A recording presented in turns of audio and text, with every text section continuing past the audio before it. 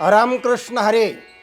सज्जन हो, आज आपणा पुढे आत्ता जो तीव्र वाद उफाळून आलेला आहे आणि समाजाचं जे सौहार्द आहे, ऐक्य आहे, त्याला तडा जातो आहे, त्याचं आरोग्य बिघडतं आहे, असे वेगवेगळे वाद मुद्दाम निर्माण करून समाजाचं स्वास्थ्य बिघडून टाकणारी काही जी मंडळी आहे आणि ते वाद पुन्हा पुन्हा इतिहासातले उकरून काढायचे आणि समाजाला खिळखिळून टाकायचं, भेद त्यांचा सतत तसा ठेवायचा, असा जो वाद आहे तर तो आत्ता मनुस्मृतीचा वाद हा निर्माण झालेला आहे.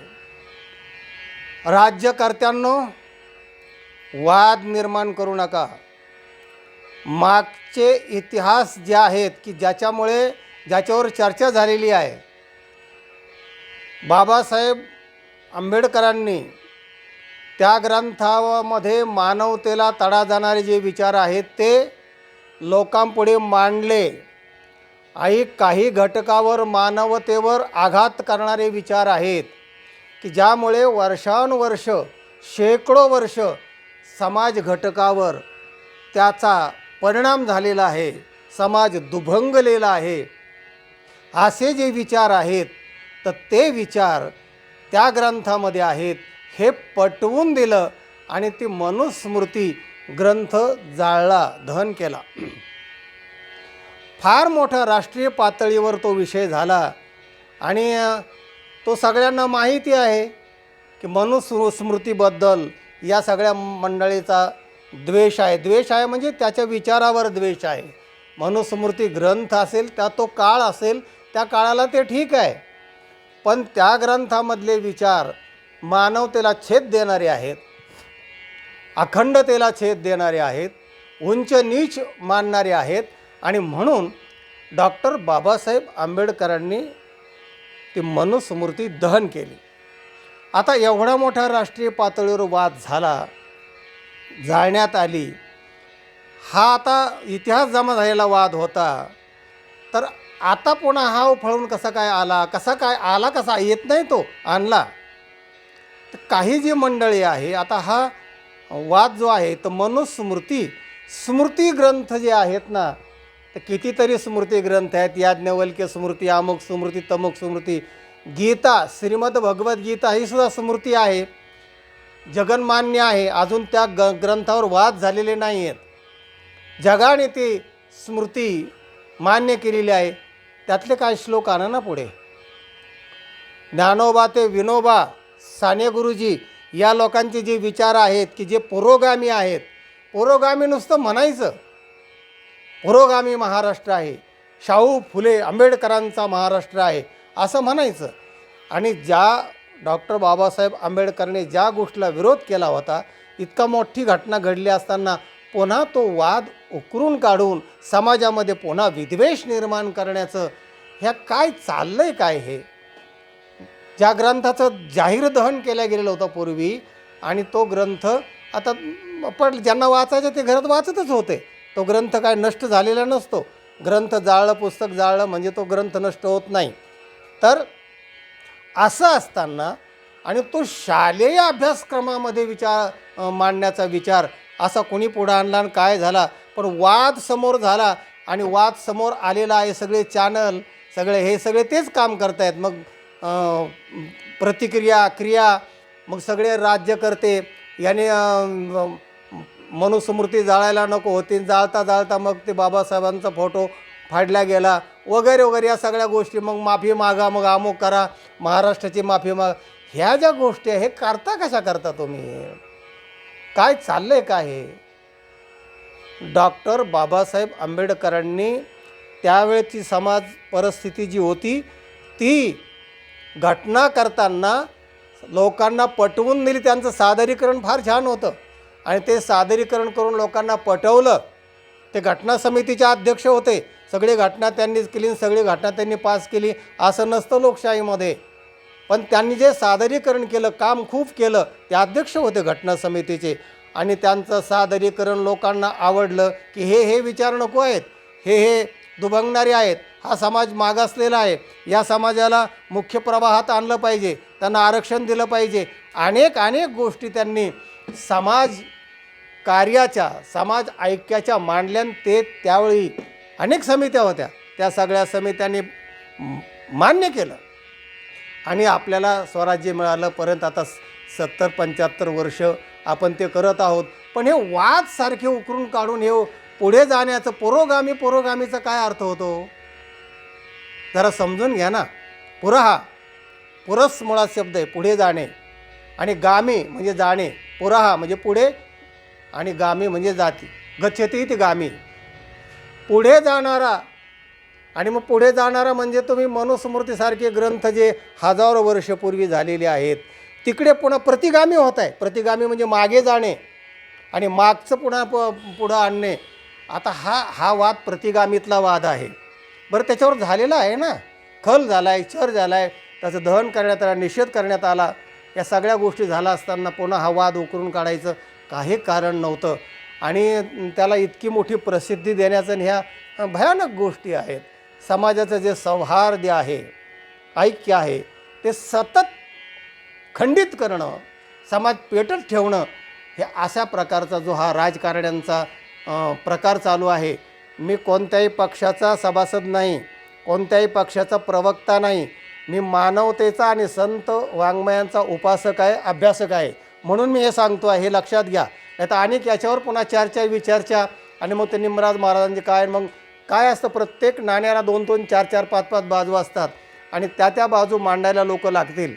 मला जे सांगायचं हे लक्षात घ्या की अशा प्रकारचे जे पुरोगामी वाद आहेत ते पुन्हा आणायचे. अरे, पुरोगामीचाच अर्थ असा होतो, शाहू काय, फुले काय, आंबेडकरांचं नाव घेतल्याशिवाय तो व्याख्यान पुढं सरकत नाही. आणि मग आंबेडकर बाबांनी ती मनुस्मृती जेव्हा दहन केली तो विषय परत आणण्याची काय गरज होती.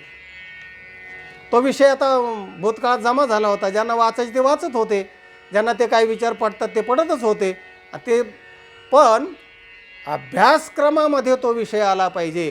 असा विषय जेव्हा पुढे येतो, जर आला असेल, वाद कशाने झाला मग तर हा वाद किंवा त्याच्यात अभ्यासक्रमात तो वादाचा विषय आणणं हे काय बरोबर नाही. अरे, माणसाच्या ज्या मूलभूत गरजा आहेत ना, अन्न, वस्त्र, निवारा, शिक्षण, आरोग्य, या सगळ्या गोष्टी आहेत ना, या अभ्यासक्रमात आणा ना.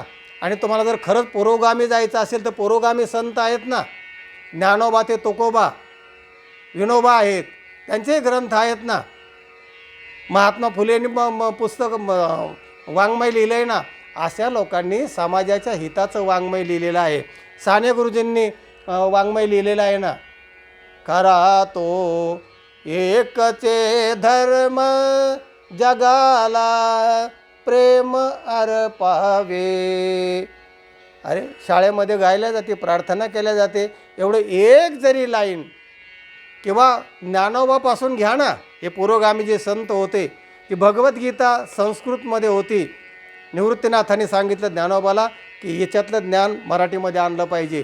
नेवास्याला त्या श्रीमद भगवद्गीतेवर प्रवचन माऊलींनी सुरुवात केले आणि त्याच्यामधून मराठीमध्ये ज्ञानेश्वरी तयार झाली. त्यातल्या ओव्या घ्या ना. संस्कृतमध्ये कशाला जाता, आणि ते मनुस्मृती संस्कृतमध्ये आहे, तर ते संस्कृत प्राकृत भाषेचा विषय जाऊ देत. पण सांगायचं काय की संतांनी 9,000च्या पुढे ओव्या माऊलींनी लिहिले त्याच्यावर. त्यातल्या काही ओव्या घाला ना. आता विश्वात्मके देवे, हे बरा पसायदान काय आहेत. विश्वात्मक देव, खळांची व्यंकटी सांडो. अरे, काय किती त्याच्यामध्ये अर्थपूर्ण आहे. आणि त्याच्यावर अजून वाद झालेला नाही. वादाचे विषय टाळण्याच्या ऐवजी मुद्दाम उकरून काढायचे आणि पुन्हा म्हणायचं आम्ही पुरोगामी आहोत. पुरोगामी म्हणजे आपण धरूया की माऊलीपासून आता विश्वात्मके देवे, नंतर तुकोबा, भेदाभेद भ्रम अमंगळ. भेदाभेद भ्रम हा अमंगळ आहे आणि तो अमंगळ भेद, मानवतेमध्ये भेद निर्माण करणाऱ्या जे विचार आहेत, जे पुरोगामी हजारो वर्षापूर्वीचे, ते पुन्हा उकरून काढायचे. आणि वाद झालेले असताना पुन्हा ते वाद कसे निर्माण होतील हे कळत नाही का शिक्षण मंत्र्यांना? हे प्रतिविरोधी पक्ष आहेत, त्यांना कळत नाही का? सगळं कळतं, पण हा वाद, हा हे विषय पुढं आणला तरच वाद होऊ शकतो. आणि आपण हायलाईट होऊ शकतो, आपण प्रसिद्धी ज्योतात जाऊ शकतो, असं कदाचित तेच ते असेल असं म्हणणं नाही, पण वाद करू नका हे आमचं तळमळीचं सांगणं आहे. तेव्हा घ्यायचंच तर मग तुम्ही ज्ञानोबा तुकोबा घ्या ना, साने गुरुजी घ्या ना, हे मोठे मोठे जे हे पुरोगामी संत आहेत. भगवद्गीता ही स्मृती आहे ना, मनुस्मृतीऐवजी भगवद्गीतेतले काही श्लोक घ्या ना, काय ते अप्रतिम जागतिक मान्य असणारं ज्ञान आहे. तेव्हा त्याच्यावरचं भाष्य केलेलं ज्ञानेश्वरी बघा ना. तेव्हा अशा प्रकारचं ज्ञानोबा ते तुकोबा महाराष्ट्रामध्ये आधुनिक असणारे संत किंवा पुरोगामी विचाराचे जे शाहू फुले आंबेडकर, आता आंबेडकरांनीच निषेध केला होता ना, दहन केला होता ना, मग तीच गोष्ट पुन्हा उफाळून आणायची आणि शिक्षण ह्याच्यात घालायची. कसं काय डोकं चालवतात लोक. तो विषय राजकर्त्याचा आहे का? स्मृत्या आणि वेद उपनिषद असे जे ग्रंथ आहेत किंवा असे जे विषय आहेत, तर ते विषय मग त्याच्यावर असे तज्ज्ञांची समिती नेमायच्या अगोदरच समाजापुढे आणण्याच्या पूर्वी, आणि ते विषय समाजात दुही निर्माण करणारे होणार नाहीत अशा प्रकारचा विचार या मंडळीने करायला पाहिजे. त्याच्याऐवजी ही जाळपोळ, विषमता, भेदभाव असे निर्माण होतील अशा प्रकारचे विचार पुढे आणायचे आणि समाजामध्ये नेहमी अशी दुही निर्माण ठेवायची. आता तर जातीयवादावर म्हणजे अस्पृश्यता निवारण याच्यावर मी 1000 कार्यक्रम पूर्ण केले समाज कल्याणच्या मार्फत, पण आता जातीयतेशिवाय राजकारणच पुढे ढकलत नाही. याची जात आणि ती त्याची जात्याशिवाय निवडणुकाच होत नाहीत. आणि हे अशा प्रकारचा जातीभेद ह्या ज्या सगळ्या गोष्टी आहेत ना, ह्या कमी होण्याच्या ऐवजी जास्त वाढत चालल्यात. आणि जास्त रुंदवण्यासाठी जी मंडळी काही प्रयत्न करत असतील ना, कृपया त्यांना हात जोडून विनंती आहे. मी एक मानवतेचा पुजारी म्हणून, विवेकाचा पुजारी म्हणून, संत वाङ्मयाचा उपासक म्हणून विनंती करतो आहे की असले वाद टाळा आणि जे जे काही चांगलं आहे, सर्वसंमत आहे, अशा प्रकारचे विचार पुढे आणा. आणि अभ्यासक्रमात पुढे जर विचार घालायचे असतील तर ते फार दूरगामी होणार आहेत. ते आम्ही मनुस्मृती वाचू, आमच्यात काय फरक पडणार नाही आहे, पण तुम्ही अभ्यासक्रमात जर असे विचार घालणार असाल तर ते पूर्वी त्याच्यावर छल झालेला आहे ना, तर ते अशा प्रकारचे वादाचे विषय शक्यतो टाळा. मी कोणाचाही राजकीय प्रवक्ता नाही हे लक्षात घ्या. तेव्हा आता हा सगळा विषय आपण ज्ञानेश्वर माऊलींच्या पसायदान एका वाक्याने पूर्ण करूया.